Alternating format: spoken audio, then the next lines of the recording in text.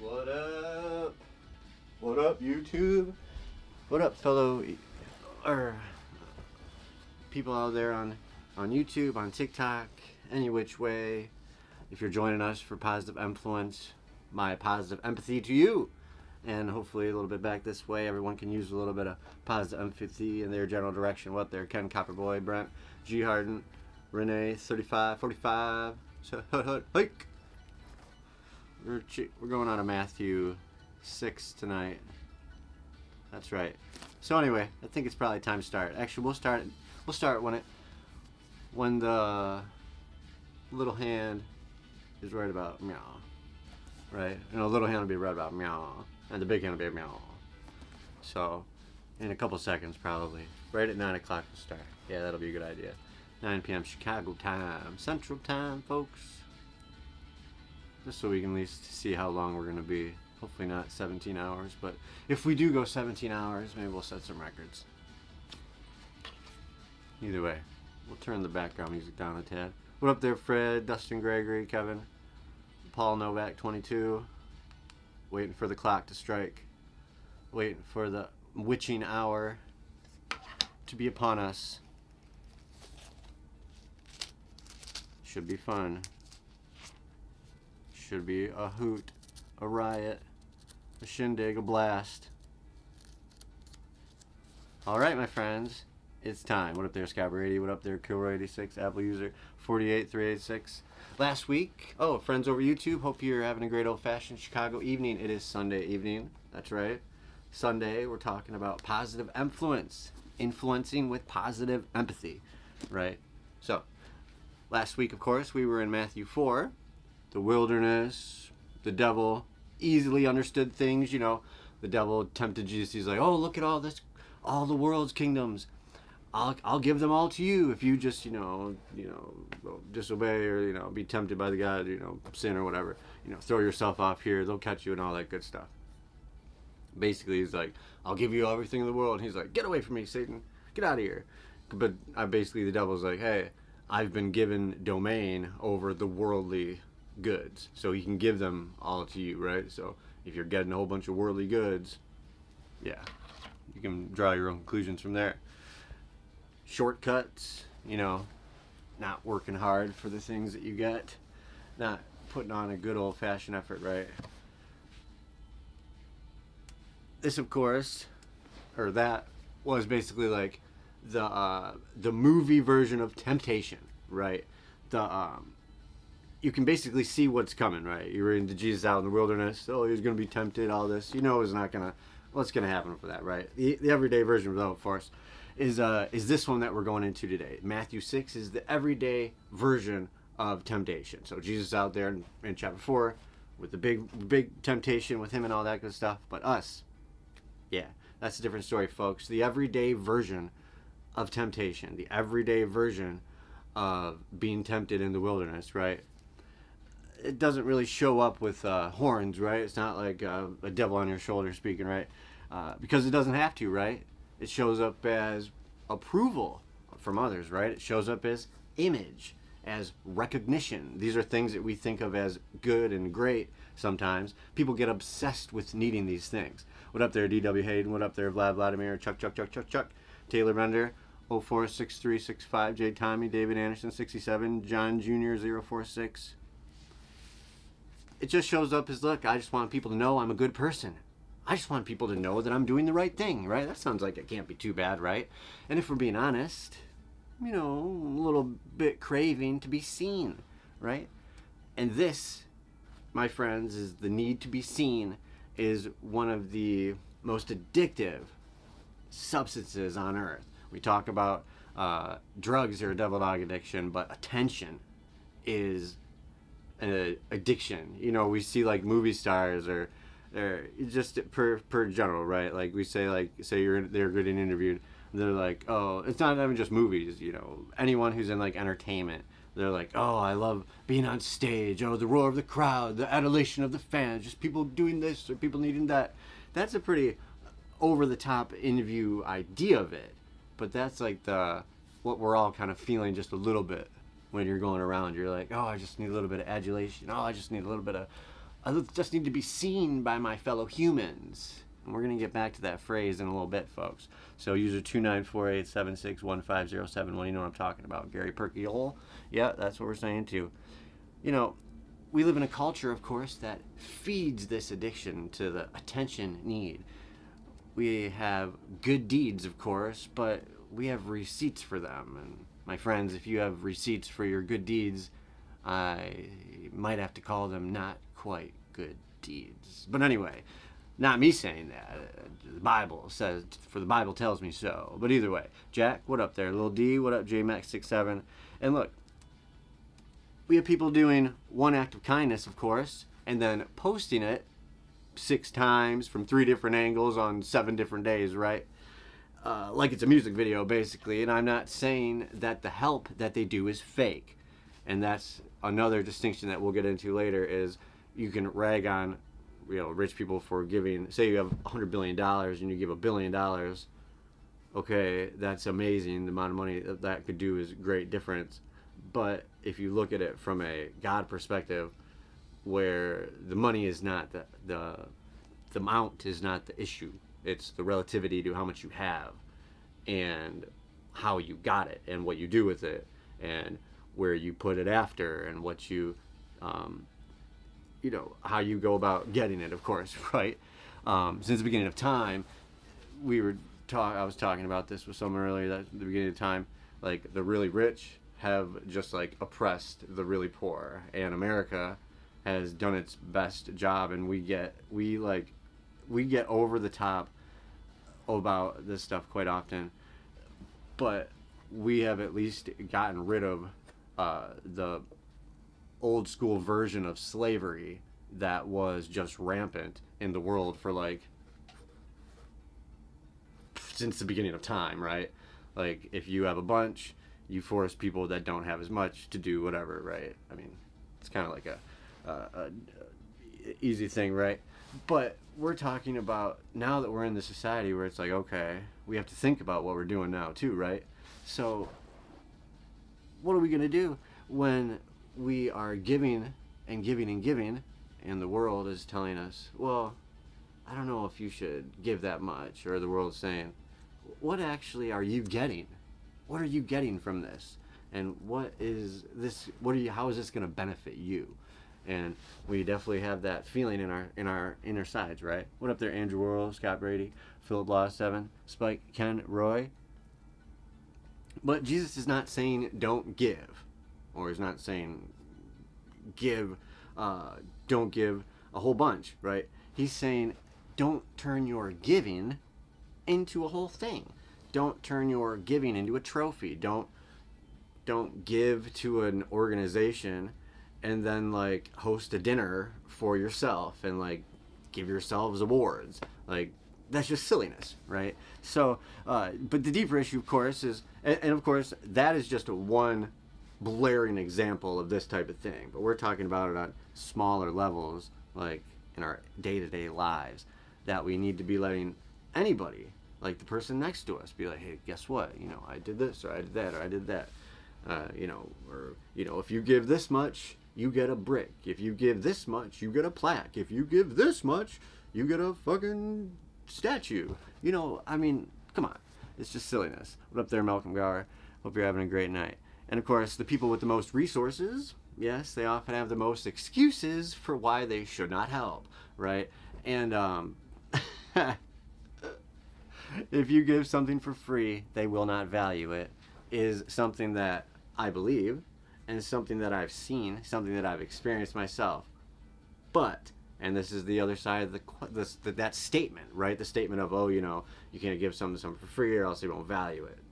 But if you block every path, right? If you lock every door, if you make every opportunity cost money, and cost a lot of money, and cost money, and then take away people's ability to make it, and then take away, and then add into the case like generations of this, you know, family, you know, generation after generation after generation, where it gets harder and harder. Or if you look back, like if you have a lot moving forward, usually you just keep getting more and keep getting more.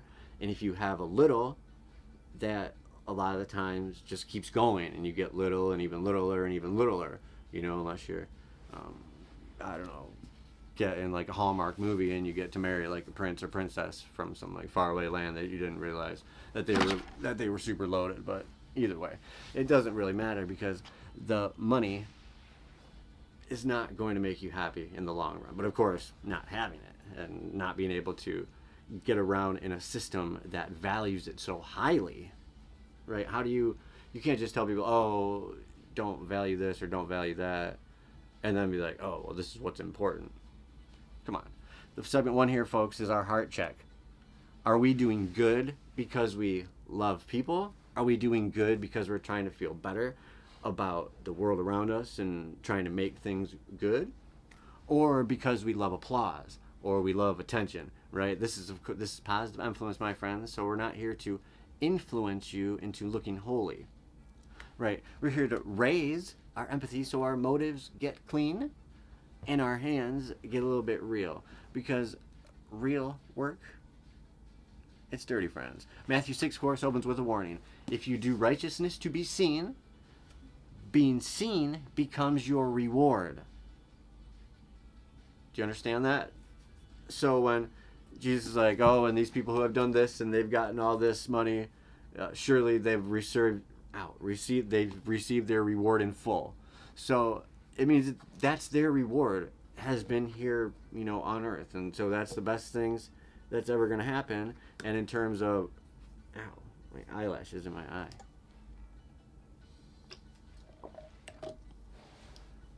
In terms of trying to be righteous to be seen, that is what you're going to get. Like, you'll be seen, okay, yeah, maybe you'll get some accolades and greatness in this life, but that's what your reward will be, and your peace of mind and your peace of heart and your peace of spirit.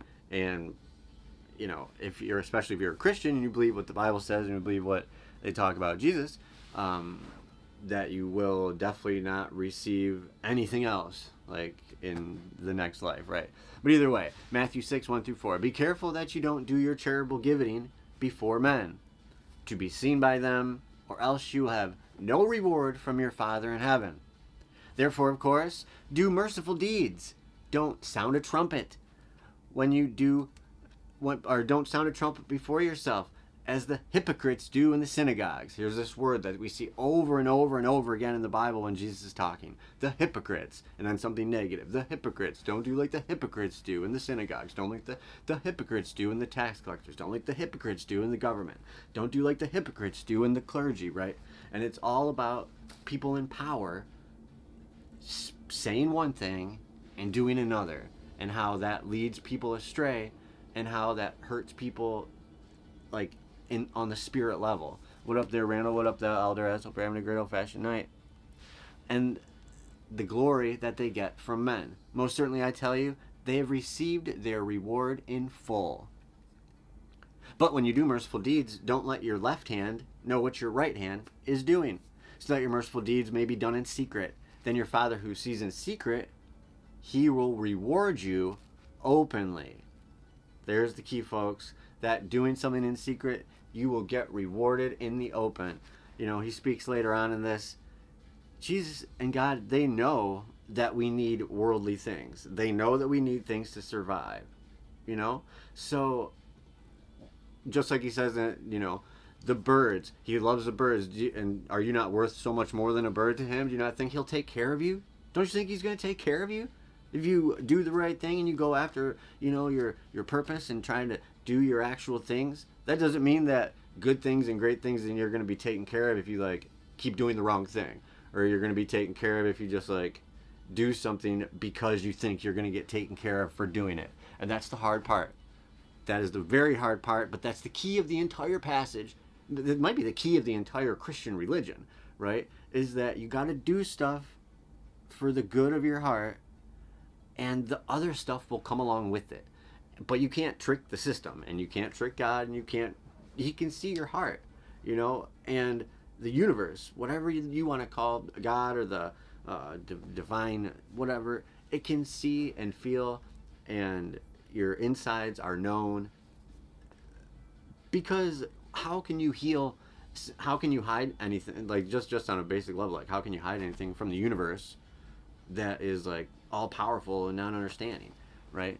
But either way, this is Jesus in the Sermon on the Mount.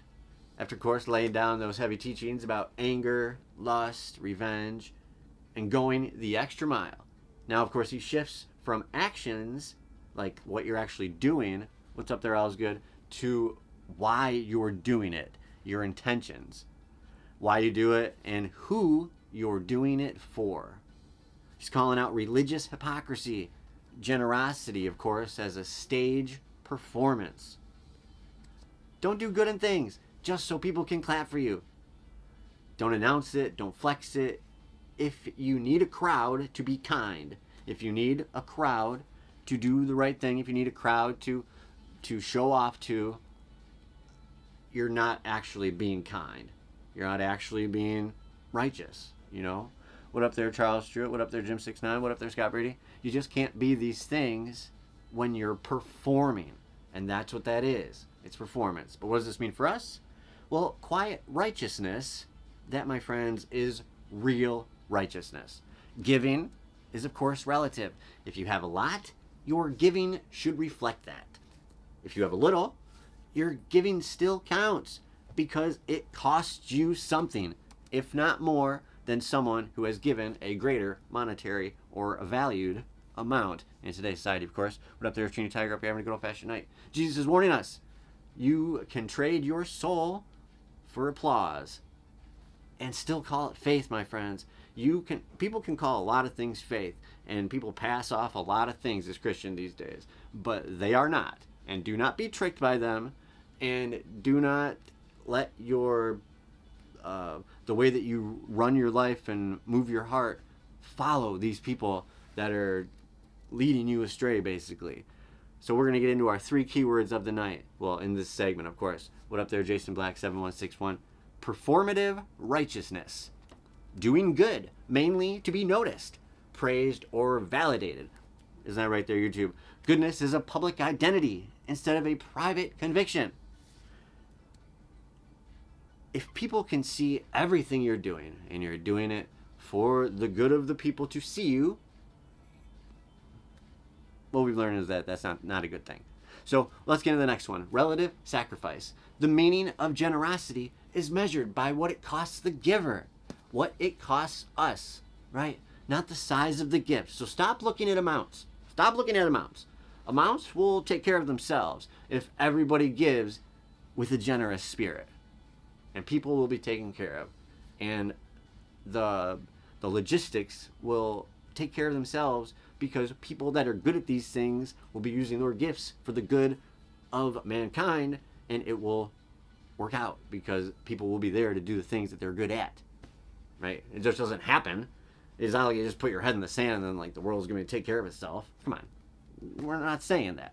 And I don't think anybody's people have preached that type of shit before, but I don't think that anybody who's used their brain at all and lived a life with their eyes open at all can realize that that's a realistic thing. So let's get into the next word, and it's a big one, and it's one that so many people throw around, but are probably actually doing it themselves. What up there, Ronnie Doc? What up there, dude man? It's time to figure out the last word of this segment, and it is hypocrisy. That's right, spiritual hypocrisy, of course. Using religious behavior, like giving, praying, fasting.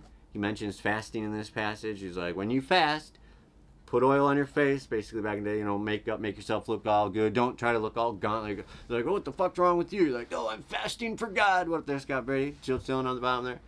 And you're like, dude, what? And you're like, yeah, I'm fasting for God. I'm trying to get close to him. Aren't I holy? And you're like, come on, guys. Get the fuck out of here with this shit. So anyway, a mask for ego is basically what this is. Appearing holy while avoiding humility at all costs, which is kind of, which isn't just kind of ironic, it's literally ironic. So who does this affect? Well, who does it hurt?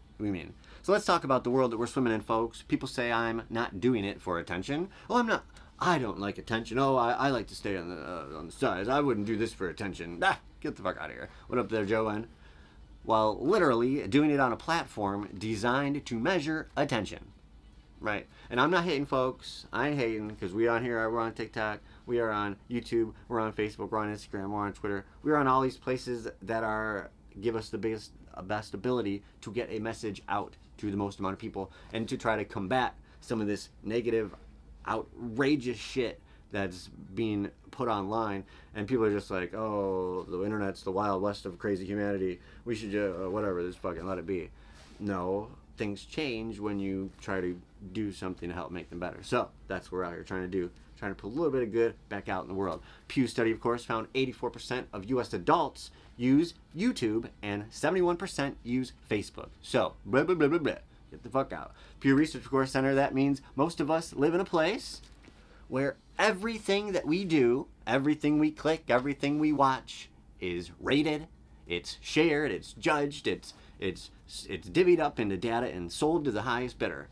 And it gets deeper, folks. Pew also found that about half of U.S. adults visit Facebook and YouTube daily. Now, probably not many people are probably surprised about that, especially if you're on this medium and you can hear this message or it comes across you somehow. What up there, Jason? But with big chunks of these people also saying they visit multiple times a day. So add that to the doom scrolls that we get going, right? So you start doing good, of course.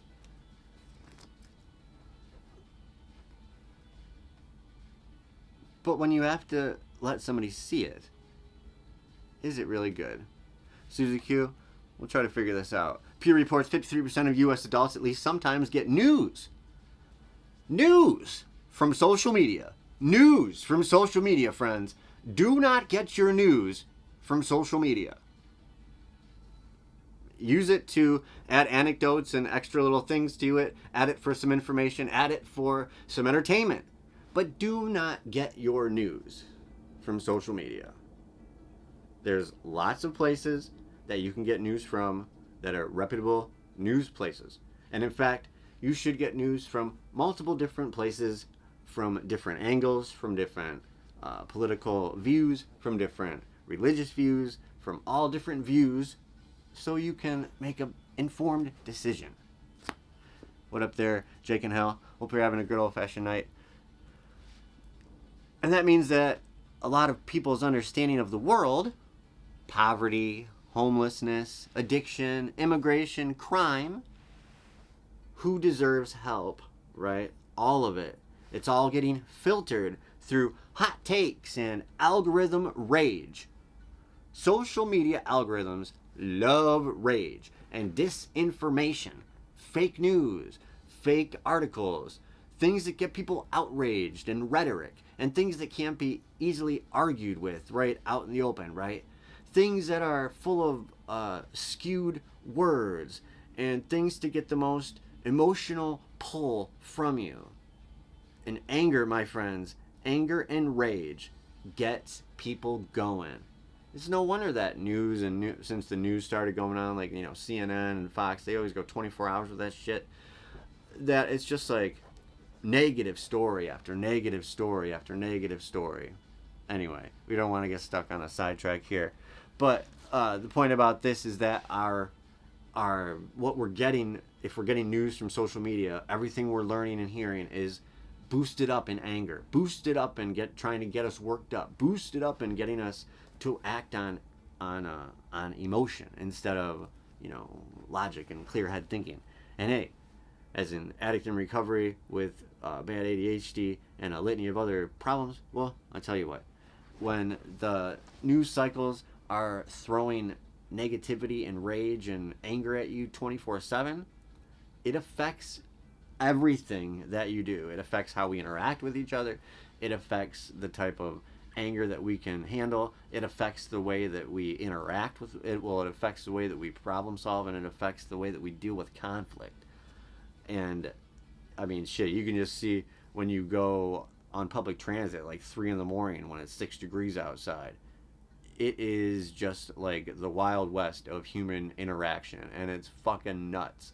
And I don't know. It's I'm asking you to do like a social experiment and get some footage and go out there and talk to people late at night. But anyway, that might not be a bad idea. But anyway, Maggie, let's get into this, folks. Because this is where Jesus starts. And why does he start here? Well, because when giving becomes performance, it stops being mercy, right? Because that's what giving is. Giving is mercy. And starts becoming marketing. It becomes, look what I did, and look who needs help. Look who needs this, and look what I did. It becomes my brand instead of my brother, right? Or sister, or friend. It becomes all about us. And the people who get hurt, well, they aren't the folks with the cameras. No, it's the folks who needed help but got turned into content. And that is a huge issue that we have with social media these days.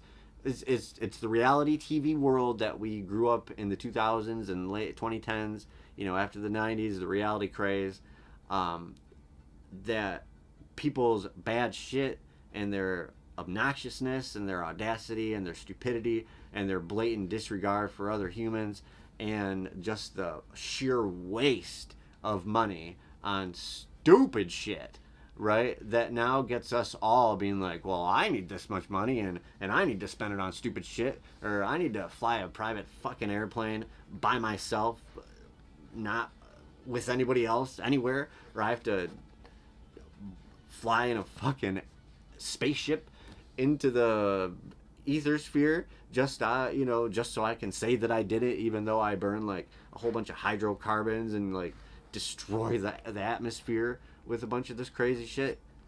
Come on.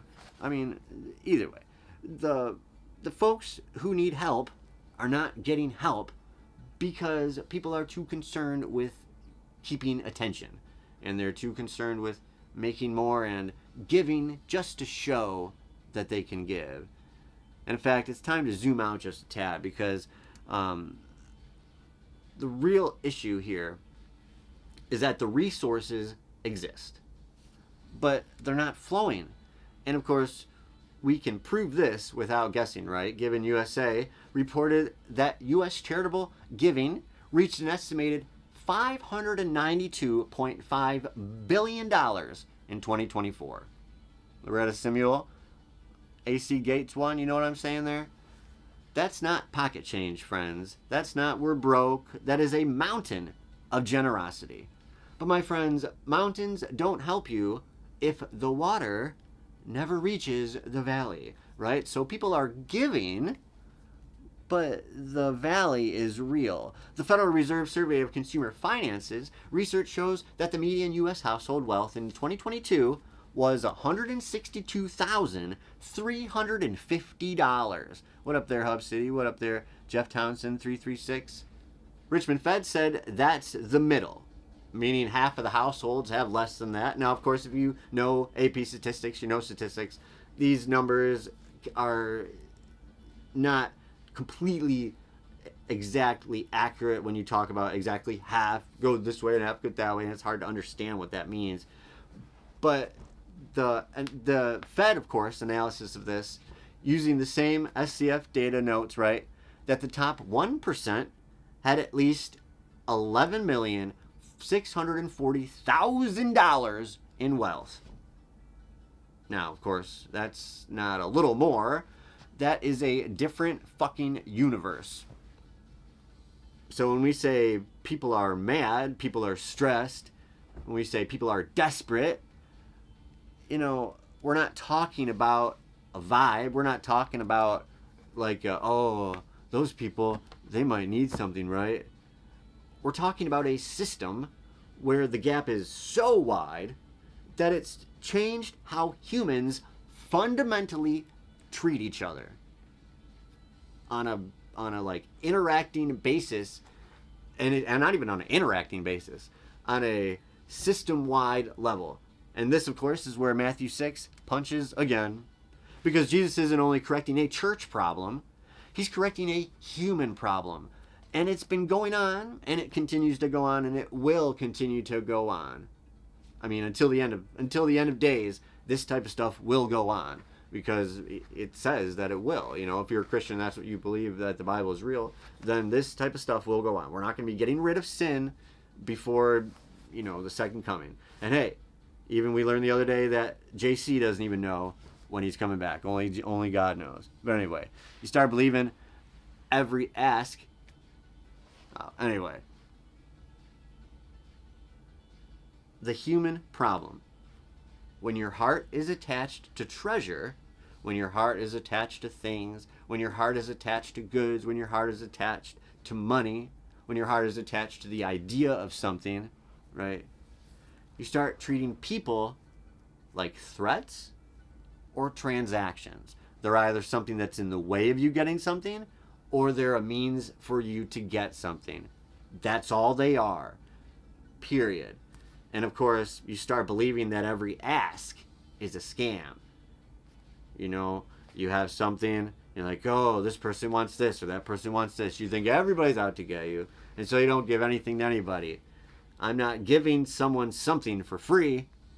And that is a way to shut off everything. Like mercy, of course, is supposed to come with a receipt and a payment plan.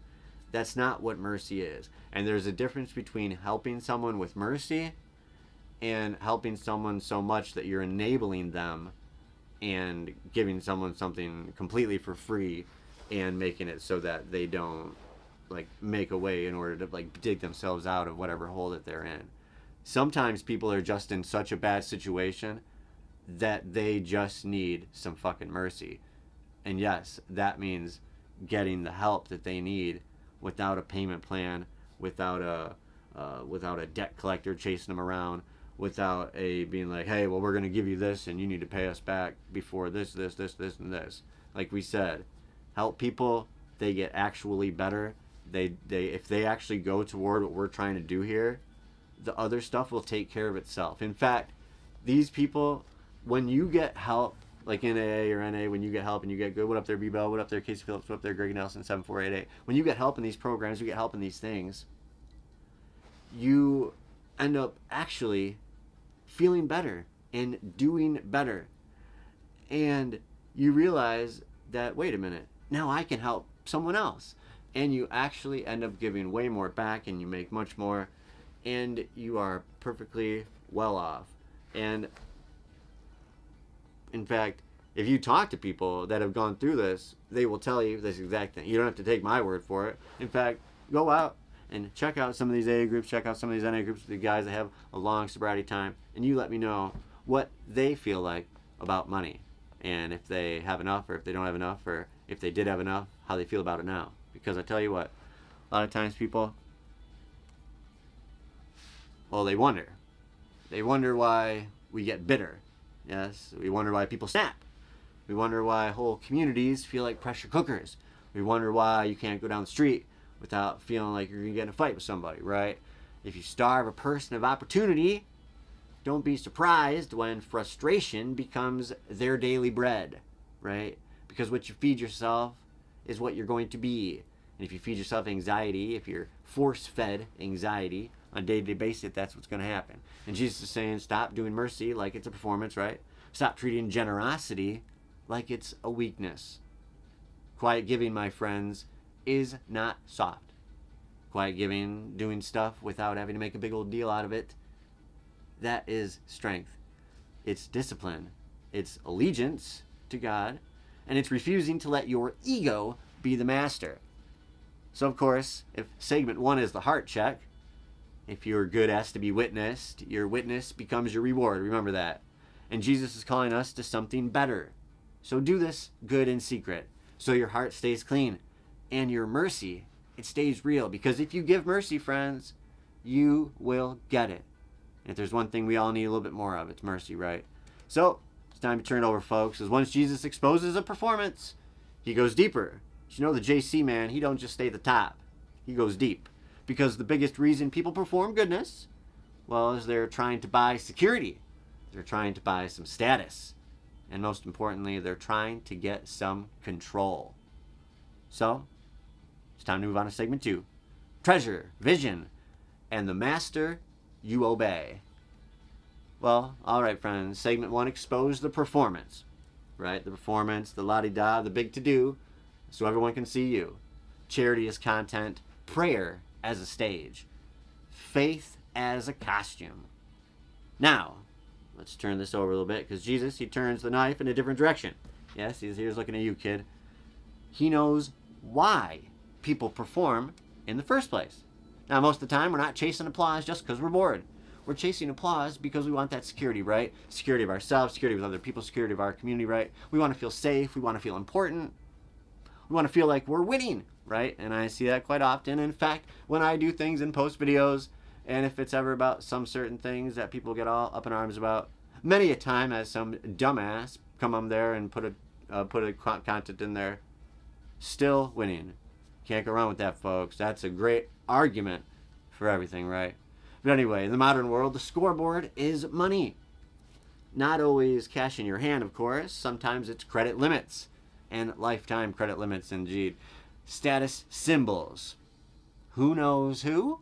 What you can buy, what you could buy, who you can buy, what you can flex, who you can manipulate, what you cannot lose, right? So Jesus goes straight after the real idol. He doesn't just say money is bad, because that's a dangerous road to go down, and that's a difficult argument to make, because you're going to be arguing with people that haven't seen the world even in a remotely close way in what we're talking about. So we need to get a little bit deeper right there, James, so everybody can understand this. He says something much more dangerous to the overall establishment, though, that your treasure decides your heart decides your vision, and your vision decides your entire life. And of course, then boom, he draws a line that people continue to blur. There's literally pastors and preachers out there since telemarketing, televangelism, and big churchery has come around, that God wants you to be rich, that he wants you to have a litany of things, an overwhelming amount of goodness, and that's actually blessings. People say, oh, you don't think God wants us to have blessings? Get the fuck out and stop using the word blessings for things that God knows is bad for you. In fact, things that Satan is literally the one who is in control of these things. It says it right there. So you cannot serve two masters. You can't do it. It's not hard. It's not, you better be careful. It's not, you can moonlight with God and money. No, it's not. Try your best.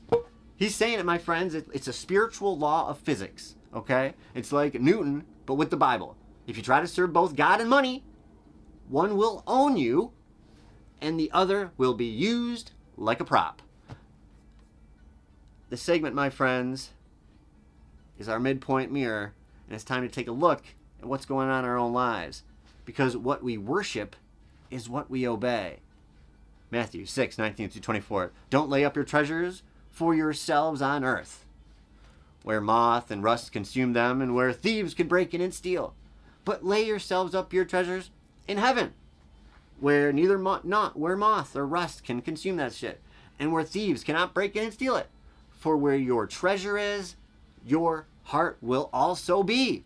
So where your money and goods and things are, that's where your heart is. So if your heart is stuck in a bank account somewhere, a big old pile of gold coins like Scrooge McDuck, well, think again, folks. Let's move on to verse 23. But if your eye is evil, 22, sorry. The lamp of the body is the eye. Okay, so now we're talking about the eyes, right? If therefore your eyes are sound, your whole body will be full of light. This is an analogy, folks, because Jesus talks in analogy. Remember this. But if your eye is evil, your whole body will be full of darkness, and therefore the light that's in you is dark, and how great that darkness is. No one can serve two masters, for either he will hate the one and love the other, or else he will be devoted to one and despise the other. You can't serve God and money. You just can't do it. And this, my friends, is still the Sermon on the Mount. Jesus is building up a whole way of living that's not run by ego, revenge, or status. It's not ran by obnoxiousness and villainy and wickedness and selfishness. He ties together the chain reaction, folks, that your treasure is your heart and your eye is the vision. And the light and dark, it's all one big thing, folks, and the master is your allegiance. And of course, mammon, the word they use in there, isn't just money. It's money as a master. It's like a force that tells you what matters. what's worth sacrificing, and who's disposable.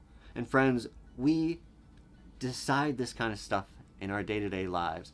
Who and what are disposable? What can we manipulate to get ahead? We do it, and we do it very, very well, especially because we've been taught it, and we've been shown it, and we've been practicing and practicing and practicing. But the good news, my friends, is that we now know a better way. To paraphrase, folks, you got to stop stacking your life on stuff that can rot, break, or get taken, because it's going to happen.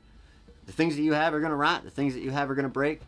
And the stuff that you try to hoard away, it's going to get stolen away. Because whatever you call treasure, well, that, of course, is where your heart is going to live. And if your vision gets corrupted, well, you're going to start calling darkness normal. And that's the whole analogy here, is that your eyes. Friends, you know we're talking about eyes. You can see, and if it's light or dark, it's just a very easy analogy for people to understand. The dark and the light, it's just so different. If you aren't blind, of course, which if some people are, but if you're not and you can see, cover up yourself and then try to exist, right? So if you're just, everything's coming in, then everything's gonna be dark, and you'll be like, oh my God, holy crap, it's super, super dark. How dark it will be.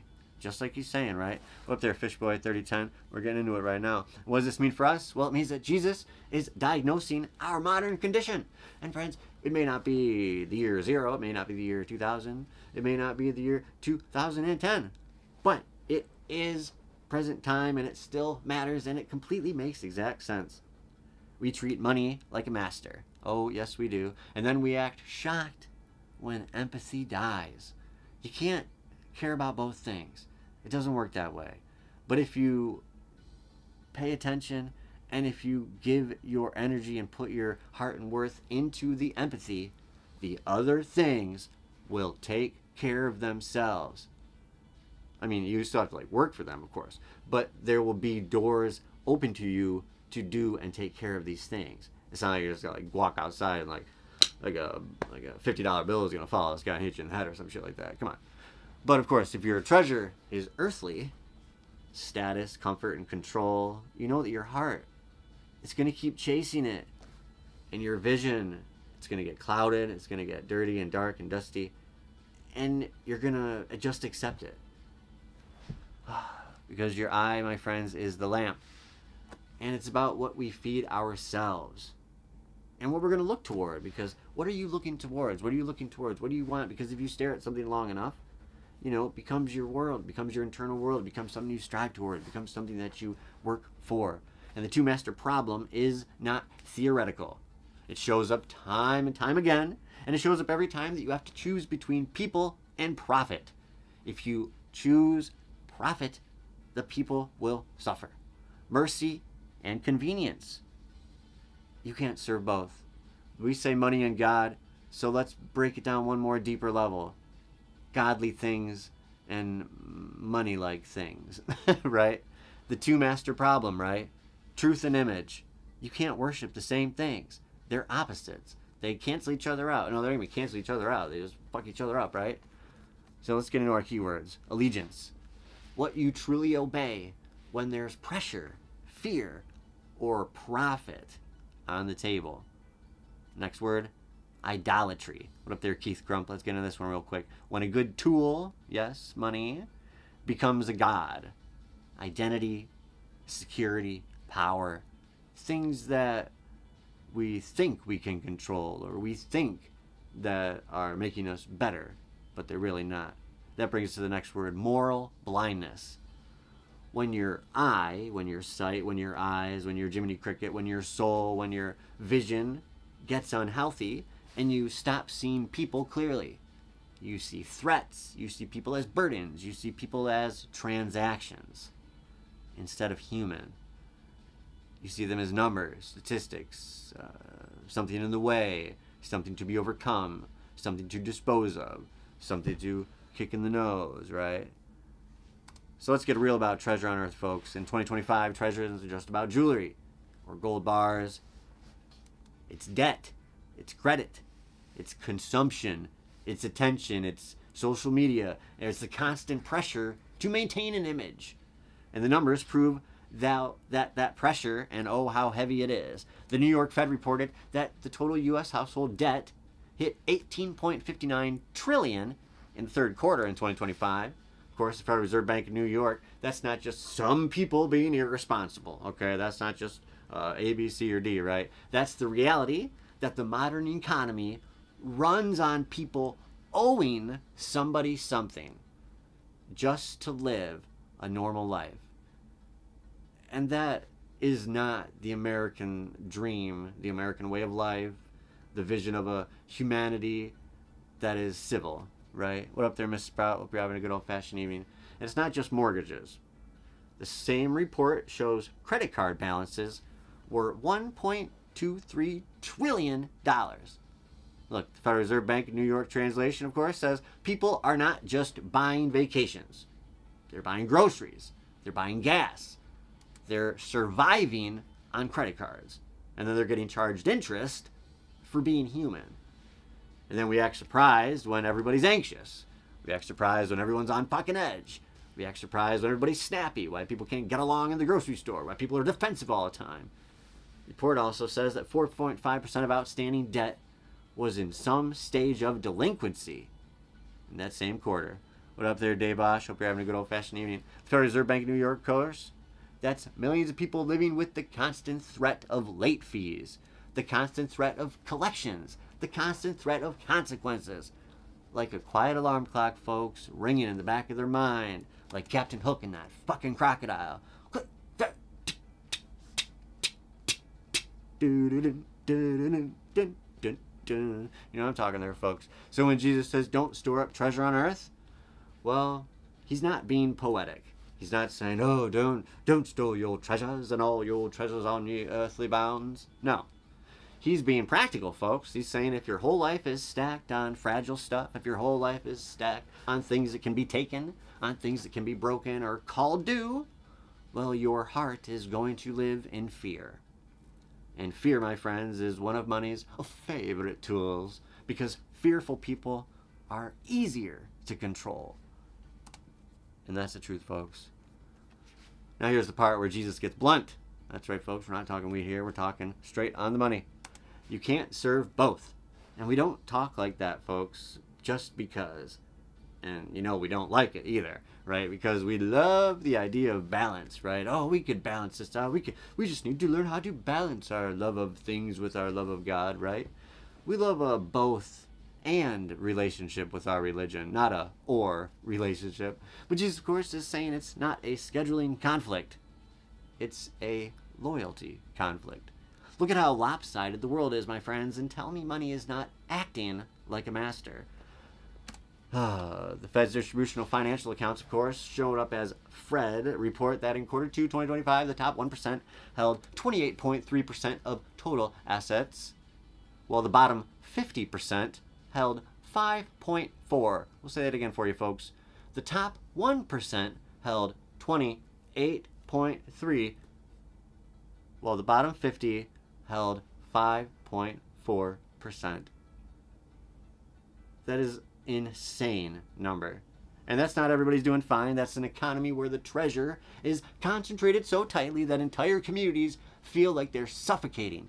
Entire communities have absolutely nothing in them, right? And then we normalize it with slogans like, that's just how it is. Or, people, they just need to work harder.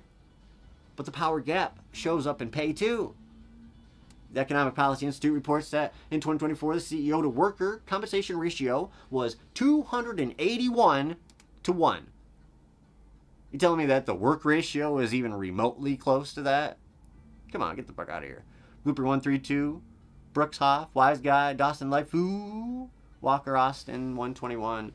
Now we're going to connect that, folks, to the eye is the lamp of the soul line. If your eyes are trained on profit, if your eyes are trained on status, your eyes are trained on control, your heart is going to start defending things that it should be confronting. You're going to start defending things that you should actually be fighting against. You're going to be championing causes that are actually harmful to the causes that you think you're trying to champ.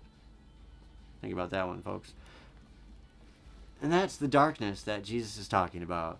When the light is gone and the dark is dark, that darkness is dark as fuck. And he's talking about the fact that the light inside of us can get corrupted. And you start calling greed wisdom. You start calling billionaires successful.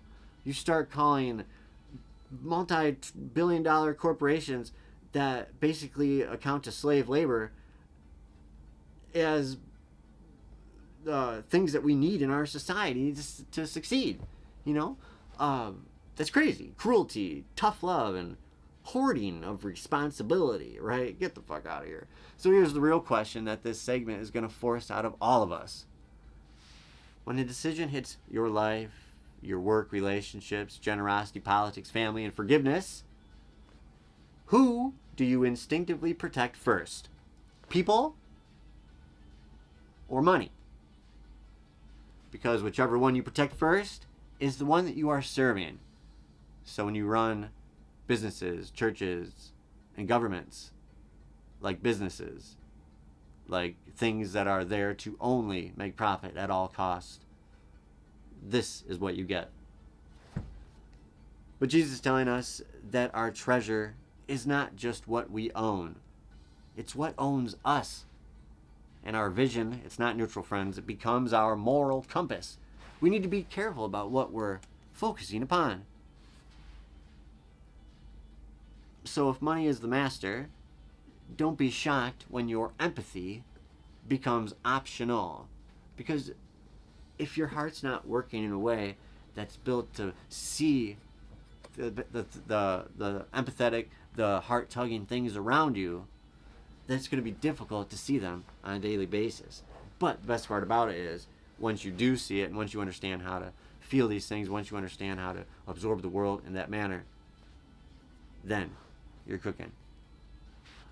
But once money becomes our master, of course, it produces the next symptom: worry.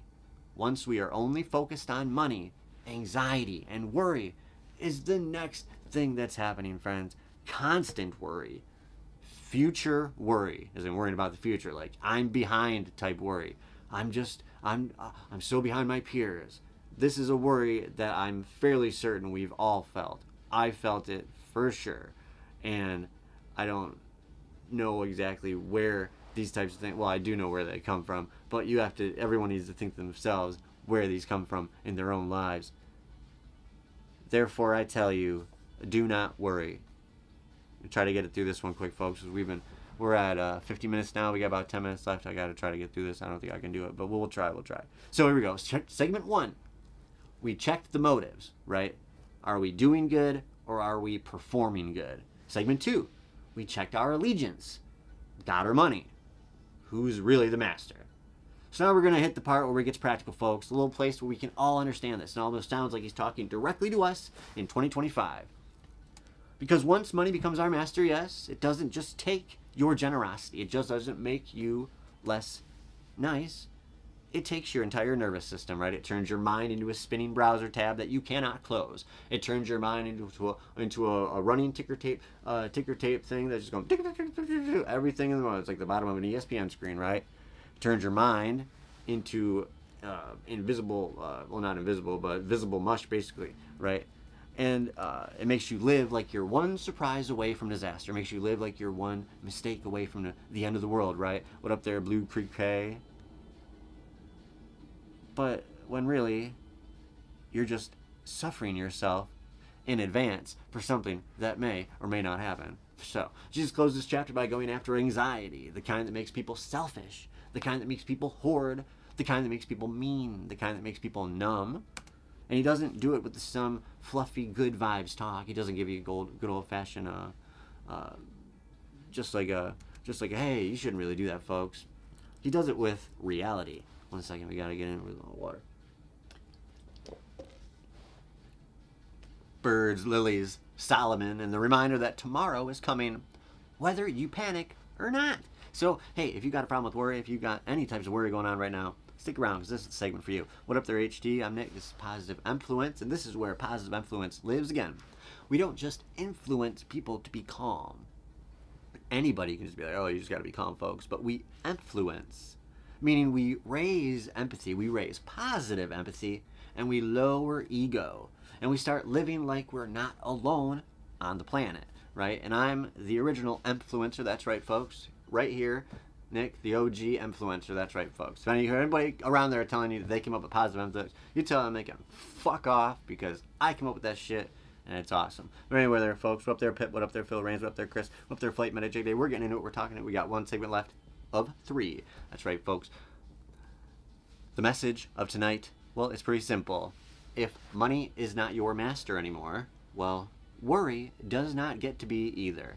This segment, of course, is about healing. And it's healing's turn, folks, because worry is what happens when you try to control your life without trusting God. And Jesus, well, he reminds us that it does not work. Matthew 6:25-34. We're going to get through this real quick, folks. Therefore, I tell you, don't be anxious for your life. Actually, it was, don't read the whole thing, actually. Whatever. Don't be anxious for your life, what you will eat, what you will wear. Isn't life more than food, and the body more than clothing? See the birds of the sky, that they don't sow, they don't reap, nor gather into barns. Your heavenly Father, well, he feeds them, right? He feeds them. Aren't you of much more value than they? Which of you, by being anxious, will add another moment to your life? Why are you anxious about clothing? Consider the lilies of the field. How do they grow? They don't toil, neither do they spin. Yet I tell you that even Solomon, in all his glory, remember Solomon, right, was not dressed like any of these. But if God so clothes the grass of the field, which today exists and tomorrow is thrown into the oven, won't he much more clothe you? Oh, you of little faith. And Jesus says this to his disciples quite often. Oh, you of little faith, you of little faith, you of little faith. Friends, have a little faith. Not faith that, like, just whatever like the good things are going to fall out of the sky, and you're going to, like, a bunch of money's going to fall out of the sky, right? That's not what he's talking here, folks. He's saying, do not be anxious, saying, what will we eat? What will we drink? What will we be clothed with? But seek first the kingdom of God, right? And his righteousness, and all these things will be given to you as well. Therefore, don't be anxious. For look, the Heavenly Father knows that you need these things. The universe, God, Almighty, the divine spirituality of the universe, it knows that as humans we need things to survive. It knows. So if you focus on the good things, seek the good thing, seek the righteous thing, love one another, care for one another, find your gift that is there for you to be good to the world, and these other things will come with it, because you are important to the overall story of the world. And you may not understand that or think it or even realize what this means, but stick with it, keep coming back, and we will figure it out. Because this, of course, is still the Sermon on the Mount. Jesus is not switching topics. No. He's finishing this chain, and that's what we're trying to do tonight. He's already exposed performance, right? Giving, praying, fasting just to be seen, and allegiance, the treasure, heart, and all that good stuff, right? Now he's addressing a symptom, the one that fuels so much spiritual compromise. Anxiety. We worry. It's a fucking human thing, and we all do it. Some of us do it a lot more than others. Some of us, it ruins our lives because of worrying about everything. Every little thing is the biggest fucking issue in the whole world. It's like the whole world's gonna end today, tomorrow, or the day after, or maybe a word already. But you gotta figure it out this way, folks. You gotta stop living like you're alone. Stop acting like panic is preparation. Panic is not preparing for things. You can't add time to your life by worrying. Only stress to your body. And man, worry stresses your body out, and it's very bad for your health. It's like the exact opposite of what God wanted us to be doing. So of course it's bad for our bodies, right? But what does this mean for us? Well, Jesus is not saying don't plan. He's saying don't worship fear. Because that's basically what we're doing when we're panicking and worrying all the time.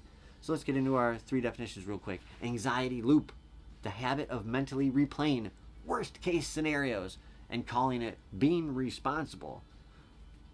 If you've been in an anxiety loop, my friends, you know what I'm talking about. How about this? The provision mindset, living as if God sees you. If you can only hear one thing tonight, my friends, and we're going to be pretty close, we only got a couple minutes left, it's that you are seen by a divine creator. You are seen by God, right? And he doesn't require you to panic or be cared for. So is pork. What is so is pork? I don't know which one we're talking about that for. But, what is pork? Either way. Kingdom first mindset, friends. Choosing righteousness and empathy before comfort, before reputation or control. We got to talk real life just for a second, folks. A lot of people don't wake up thinking, how can I love my neighbor today? They wake up thinking, oh, what's going to hit me today? What's going to ruin my life today? What the hell is going to happen to me today? The CDC latest early release data says 12.1% of U.S. adults report regular feelings of worry, nervousness, or anxiety. That's not rare. That's not fringe. That's not an outlier. That's your coworkers, your family, your neighbors, and honestly, basically, it's some of the loudest people in the room, of course, that are saying, oh, I'm the best, I'm the greatest, I'm very comfortable in myself, right? But worry doesn't always look like shaking hands, right? Like, oh, I'm so scared, right? Sometimes it looks like anger. It looks like control, sarcasm, and worst of all, friends, sometimes it looks like shutting down. And the pressure is not personal, it's national. In the APA's Stress in America 2024 report, 73% of U.S. adults said the economy was a significant source of stress. We have been told as a society to worry about money.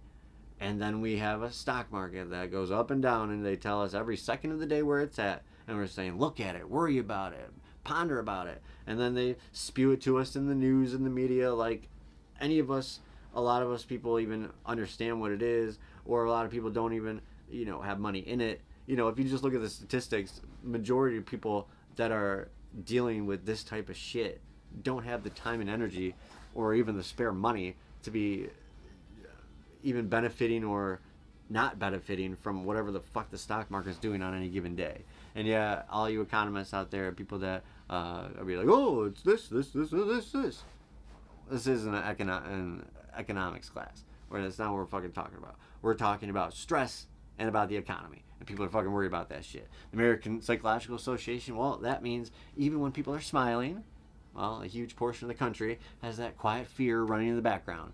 Can I keep up? Am I safe? What if something happens? I need this, I need that, maybe I need this, maybe I need that. And there's that constant worry buffet that we get served daily. A Gallup poll, of course, in 2025 found that 45% of Americans worry a great deal about major issues that they track around the clock. So we have people worrying about things all the time, and they're things that we cannot control. And it's making us sick, it's making us angry, it's making us frustrated, it's making us pissed off at one another, and we're taking it out on one another, and then we're recording it and putting that shit online instead of doing like you did back in the day, like we should do, just send that shit to America's Funniest Home Videos, and we all have a good old laugh when a little kid hits his dad in the nuts with a wiffle ball. And that's it. Anyway, you know what I'm talking about, folks. You got personal anxiety, financial stress, and national dread all stacked together. And we're surprised people are tense. We're surprised people are short with each other. We're surprised empathy is running low. That's why Jesus says what he says, because worry makes you turn inward. Worry makes you only care about yourself. Worry just makes you protect your comfort. It makes you treat people like problems. And then, of course, money, well, it wins again. Because a worried person is easier to manipulate. It's easier to sell to. He's easier to scare. He's easier to divide. He's easier to tell, hey, do this, do that. And all the while, you're making money off of it. And here's the hopeful part, though, because there's got to be some hope in here. Jesus doesn't just say stop. He doesn't say, oh, don't do it. He shows you how. He says, hey, look at the birds, look at the lilies, right? Not to be like, oh, you need to dress like a bird or stand out in the wilderness naked like a lily. No. Not because birds pay rent, but because birds are not pretending they're God. And so many of us worry about things that we think we can control and are up in arms about things that we have any kind of say in, right? But we don't. And we do have a say in how we can help one another and the attitude we have with one another, and at least just saying our individual ideas about helping one another, right? So we have to realize that birds don't try to control the universe. They do what they do. And they trust who they trust. And if we can just learn how to trust one another a little more like birds trust God, hey, we'll be doing a little better. But the CDC, of course, reports that insufficient sleep is common across the United States, with 2022 estimates ranging from 30 to 46% of adults not getting enough sleep, depending on the state. When you live in tomorrow's problems, you steal rest from today. And then you wonder why you're irritable, why your patience is thin, why your compassion feels expensive.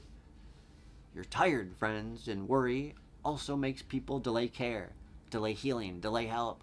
The KFF, of course, reported that 36% of adults said they skipped or postponed needed health care in the past 12 months because of costs. People are not taking care of themselves because they're afraid of the money it's going to cost. And they're actually, because it's going to cost a bunch of money. And they can't do it, and they have to choose what are they going to do. They either choose this, or they choose that. So they choose the worry of being sick. And that, in turn, can make you sick. So that's a catch-22 on that one, folks.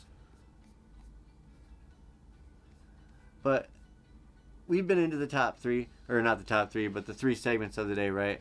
But this title, or the title of this episode, of course, was God or Money. You can't serve God, you can't serve money. God or money, not both, right? And we don't just bitch about things here at Double Dog Addiction. We actually try to come up with things to do, So, what up there, Uncle BG? What up there, Mankato? Let's get into this, folks. 5 real-life things that we can do today to help us out of this whole dilemma. Because if the title of this episode is God or Money, not both, then this is how we have to live it. No performance, friends. Number 1. Do one quiet act of generosity in the next 24 hours and do not post it. No hints to anybody else. No you're welcome energy, right? No, hey, I did this, I did that. Let it be between you and God, or you and the universe, or you and yourself. Do a master check. This is the second thing, folks. Do a master check before one decision today.